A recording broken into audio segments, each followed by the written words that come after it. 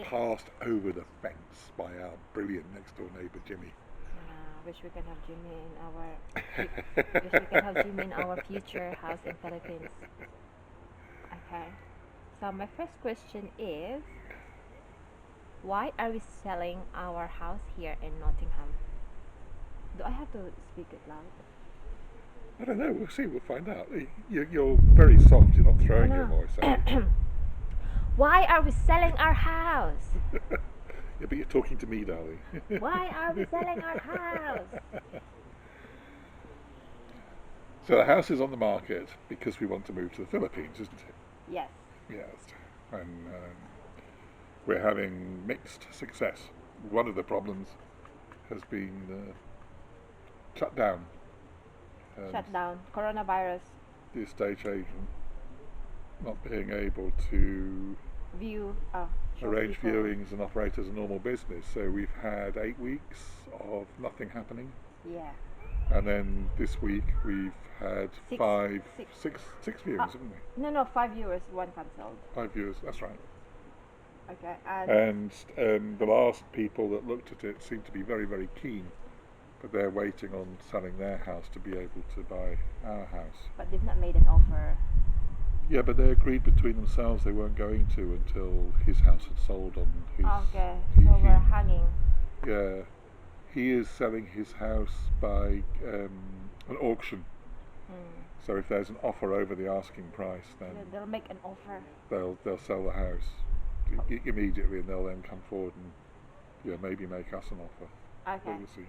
So next question is, why we decided to move to Philippines and not other countries like Spain, Portugal, Thailand, Indonesia? Why Philippines?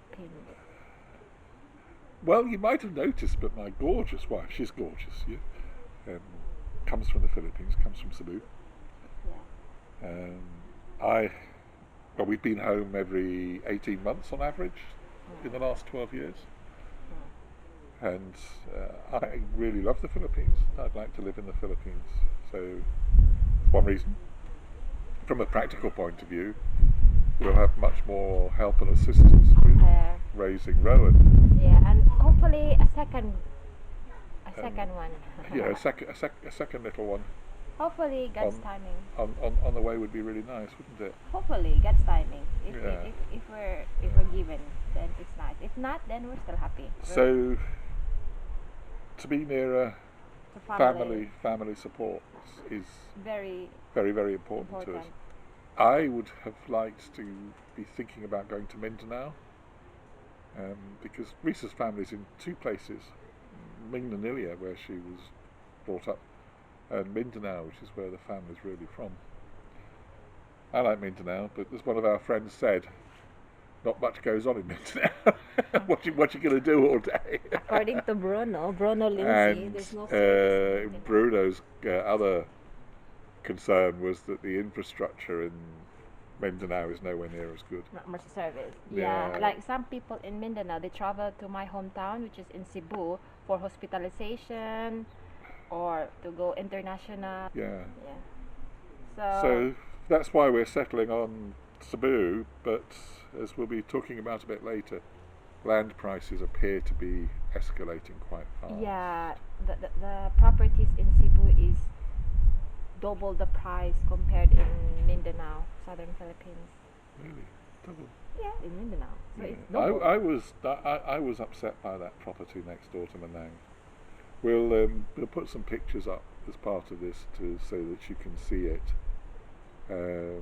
It's next door to Reza's sister.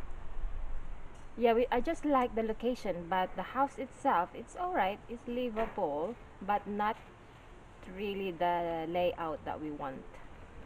And we had thought that it would be worth about 4 million to 5. To me, it's just 2.5. But because Reza being greedy. But because you have to pay for the location, then okay. But they're asking 7.3. 7.5. 7.5, yeah. Yeah, they wanted 7.5 million for the whole lot and the house. Or 304 square meter. Which has got a second small house on it, or Okay. 6.25 without the second house, but that leaves you no space for the extension car. of the car. Yeah, so it's not worth it. So we think it's 50% over its odds, So in short, it's not worth it. So and we're not going to pursue it. when do we see? Next question is, um, I'm just putting my password. Okay. I've already asked when do we see ourselves moving. Yeah. How are we getting on with finding somewhere to live? Well, we've half answered that already, haven't we? Yeah. But just to recap, in case I end up cutting and editing this, we've decided not to pursue next door to Nang Nang. Yeah. So We have news from Manang that there's this rather nice, brand new terraced property, three bedrooms, 3 bedrooms, 2 toilets, 1 garage, 60 square meters 60 square meters. in subdivision. High-end subdivision A of high-end Mingladelia. subdivision. When they say high-end, do you usually have clubhouse? So in the clubhouse, swimming pool, yeah. play area, gym, I assume. Yeah, So, community but then, facilities. Yeah, so but then we have to pay monthly dues. Is that month? No, is that month? Service. Well, we would call it a maintenance. service charge in the UK, like Yeah. we used to have on the flat. I know. Yeah. So there. Yeah. And then if that is not something that we decide to pick up on, then there's another property which Reese's friend's auntie is trying to sell. Yeah, it's 2.5 million. That's 2.5 million. That's nearer to the city and further away from the Nang. No, I think it's just 10 minutes, 10 to 15 minutes. Yeah, but it's on the city side Yeah. of England area. So- It's actually in Talisay when I checked the address. That both of these properties that we've just spoken of, we would be able to buy before we leave. Yeah. And one of the difficult things is that we don't have anywhere to send our furniture. You have to be able to give an address to ship, and it takes 6 weeks. So we were thinking that we could quite comfortably send most of our stuff that we wanted to send before we knew that we were actually moving, but only if we've got an address. So the idea is to buy either of these properties or something similar, and then when we arrive in the Philippines we will be building our main house, and whichever property we're buying short term we would keep as buy-to-let, as we would call it, or we would just do it up and make it look very, very pretty and sell it. It's one of the thoughts that we have, if there's enough capital left over, is to buy and sell property. Anyway, yeah. So that's well, that brings us on to what are we going to do for income, really, isn't it? Yeah. It's, I've retired and I have enough pension for us to live very, very comfortably in the Philippines. Not very, very comfortably, just comfortably. You know, there's still lots of things to pay that day, like Ron's education, healthcare. We have to pay. I'm thinking of the guy who runs a Brit in the Philippines, who, when he went, was making a big fuss that he's going to live on 600 quid a month. So he'll be living in a slum area, and that's his story. That's not a story that we're going to share. No. What's the point of working hard when you were younger and then end up living in a less privileged area, isn't it? Yeah, but he's not as old as me, and he hasn't got a good pension from his workplace. I know, but in my case as well. Oh well, that's the issue, because although we can live comfortably while I'm alive, and when I'm gone, Reza will only have a small widow's pension. It's hard to imagine her as a widow, isn't it? But she'd only have a small widow's pension. So we're very concerned that we're able to develop some kind of business with a future income. Yeah. And that's property that we're thinking of at the moment.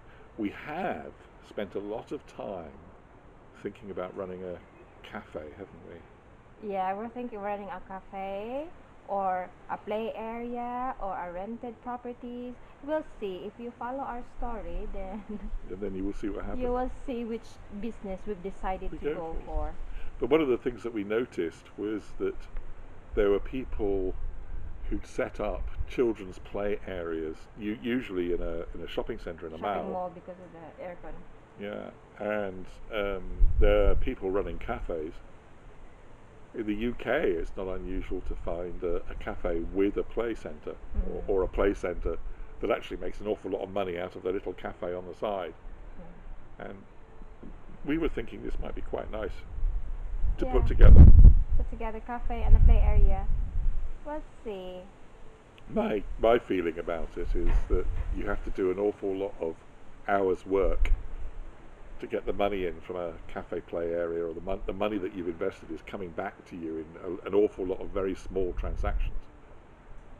Whereas it would suit our lifestyle much more to have larger projects, wouldn't it, where we're buying and selling property, so that although the risk on any one investment seems to be higher, we just work towards revealing that investment in one big transaction. And besides which, we have already some contacts in the property area. We've mentioned her in other videos. That's Rena. And actually, there's loads of estate agents. There's so many. Yeah. Almost everybody there.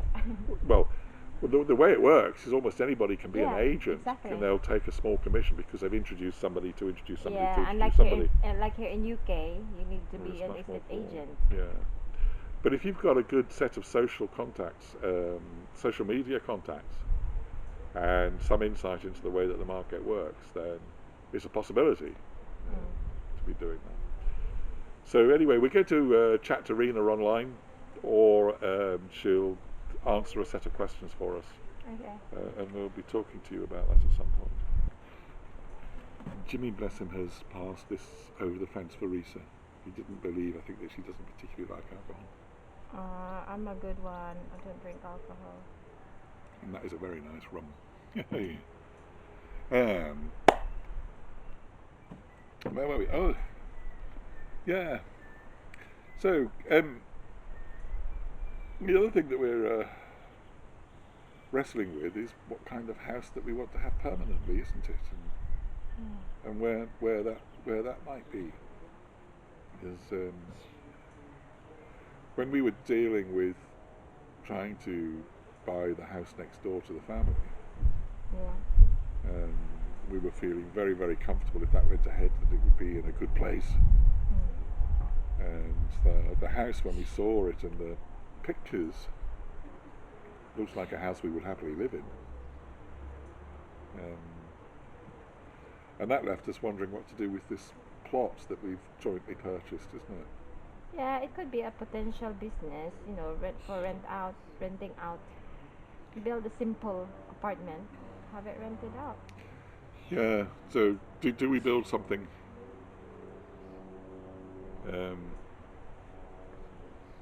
which we can live in for a while until we're more settled and established, dispose of whichever property we have when we first arrive, and then look for our ideal place. The two things in our mind, one of them was that whatever we do, we'd love to have space for visitors, wouldn't we? There's so many friends of ours would really, really love to come to the Philippines, and we'd love to show that and share it. But then the other issue is to build a property as big as that around Mingnanilia. We'll see. Yeah, and I would prefer to go a lot further south. But well, we can have a second house by the sea. And that's going down south. Yeah. So if we control and rein in our aspirations in and around Mingnanilia, in and around Mingnanilia, then we would be able to buy a lot further south, near the coast, not on the coast because they're incredibly expensive, and build a more modest beachside house.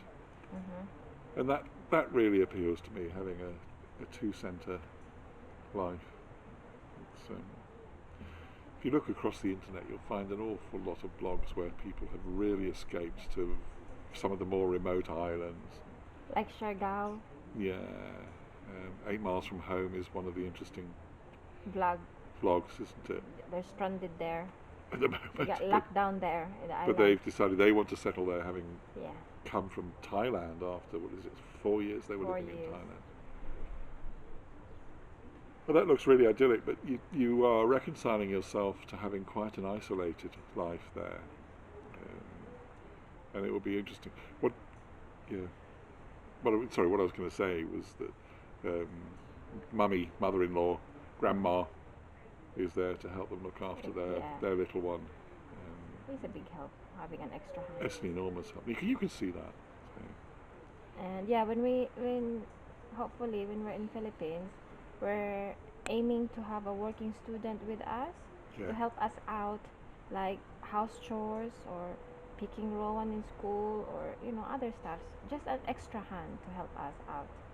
Yeah. And on the other hand, apart from their helping us in the house, we can also help them because we'll shoulder their education. Yeah. Working students really nice. The equivalent in Europe is an au pair. Au pair, yeah. But a working student, for us, there are more obligations. We commit to giving them a place to live with all found, is the expression, I guess. We're accommodation costs of food are paid by us because they're with us and we pay the food. Everything. And then their essentials. we pay their healthcare, education fees. Education, healthcare, essentials, Yeah. food. Yeah. And maybe a small cash allowance for them themselves. Yeah. You give them allowance as well monthly. So it's very, very helpful. I mean, it allows them to be able to get a higher education, which their family would not be able to afford otherwise. Yeah. So those people who wants to move to Philippines but don't have any idea whether to get a helper or a nanny, then the other option for you is a working student. Get a working student. Yeah. So that they're not gonna be at home full time because they are students. Well, they're going to college at least one day a week. Yeah. Well, high week. school goes half day, so half day, morning or afternoon or evening. Yeah. So before that, then they have time at home. But then they need study time at home, study space. Oh yeah. You did it. Working student is a good option, I think. So when you go back to where you started, why do we want to go to the Philippines? And in a sense, for us, what are the pros and cons? What's going for us is, well, I don't know, the temperature today might be 25. Where? Here. Here? But in Philippines it would be 32 we would be to sitting at 35. 32, which is maybe, as Reza says, 35 or higher. 40 is not uncommon in the Cebu city in the summer. But yeah, in the summer, I think they're nearly 40. People are complaining that it is too hot. And the other thing as well is, if it happens not all the time, at least every month. You know the blackout? Oh, brownout, yeah. We call it brownout, blackout in UK. But the other thing is, from a financial point of view, although the exchange rate in the 12 years we've been together has declined a lot, would continue to decline. Before, it was, when I came to UK 12 years ago, it was 97 pesos for £1. Now it's 61 pesos. 30 pesos. Yeah, so that's a big decline. And if you're living on a fixed income like a pension, that's something you have to be mindful of. We've had to do calculations to assess the risk in terms of the exchange rate, and when we financially, from our outgoings here in the UK and our outgoings in the Philippines, where we would break even in the sense that the exchange rate's deteriorated so much, it's effectively costing us as much to live in the Philippines as it is here. And at the moment, it's still beneficial with the living costs in the Philippines to be going to the Philippines. So there's the financial side to be thinking about, and for yourself, working it out. You know what you would be spending here in the UK. You can track and find out what the costs would be in the Philippines. And there are some videos around claiming to tell you what those are. The other part of it is to do with family, really. My family are far away. Way too far. We don't have any big issues or tensions in the family, but equally our levels of involvement or engagement are very low. I've got one sister down in the southeast of England in Kent.